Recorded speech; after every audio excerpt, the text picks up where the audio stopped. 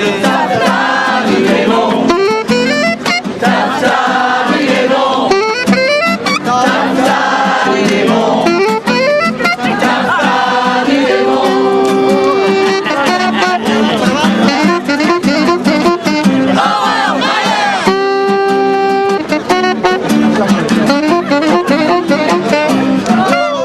Alors c'est clair qu'on est en fait, pour moi, en route vers des processus de gouvernance de plus en plus technocratiques.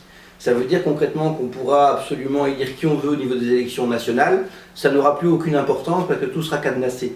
Et donc pour moi, et là je suis d'accord avec ta remarque, on n'est pas dans un processus économique, on est dans un processus politique. Quand je te disais tout à l'heure qu'un des grands dangers, c'est justement le fait qu'on confie un job démocratique, à savoir le fait de rédiger des lois à des technocrates, on est bien dans un processus politique. Et donc j'ai absolument voulu dire à aucun moment donné que le processus était avant tout économique. Au contraire, moi je pense que l'économie, c'est de la politique avant tout. Et que les gens qui nous racontent que l'économie, c'est de l'économie, c'est des fumistes ou des gens naïfs. Voilà, ça c'est pour la correction. Mais donc, oui, ce genre d'initiative-là, c'est clairement, ça vise à mon sens, les gens qui travaillent à ça, visent à établir des formes de gouvernance de plus en plus éloignées du citoyen. Autrement dit, à mettre en place des pouvoirs qui sont à la fois entre des mains de gens non élus, donc des gens qui n'ont pas dû passer par les urnes pour pouvoir avoir un pouvoir de décision. L'exemple typique, c'est la Troïka en Grèce, l'intervention du Fonds monétaire international, de la Banque centrale européenne et de la Commission européenne. Il n'y a pas un seul élu politique dans toute cette banque-là qui finalement a pris en main le destin de pays comme la Grèce ou d'autres pays européens. Alors, de nouveau, on a des preuves de ça parce que si je lis par exemple la prose du TPN, donc ce fameux lobby transatlantique, eux, ils ont écrit un jour dans un document, ils ont écrit ceci explicitement. Ils ont dit le marché transatlantique est l'encre de l'économie mondiale. Et quand je dis l'encre, c'est un encre de navire, donc c'est ce qui va permettre d'asseoir l'économie mondiale.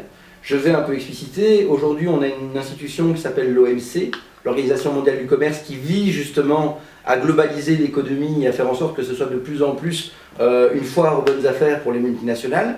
Eh bien, pour l'instant, les négociations au sein de l'OMC sont un peu gelées. Parce que c'est difficile, c'est du multilatéral. Ils ont déjà été très loin dans ce qu'ils ont exigé de plein de gouvernements politiques.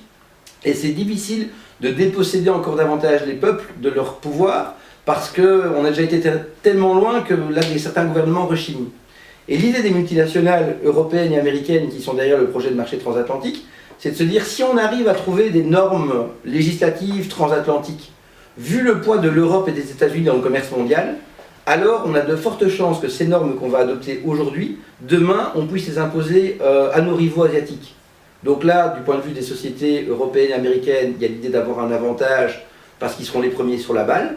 Mais derrière ça, il y a aussi l'idée de se dire que si on adopte des normes transatlantiques, vu l'importance de l'Europe et des États-Unis, il y a de fortes chances qu'on ait même plus besoin de l'OMC pour les imposer et aller peu à peu vers un marché mondial.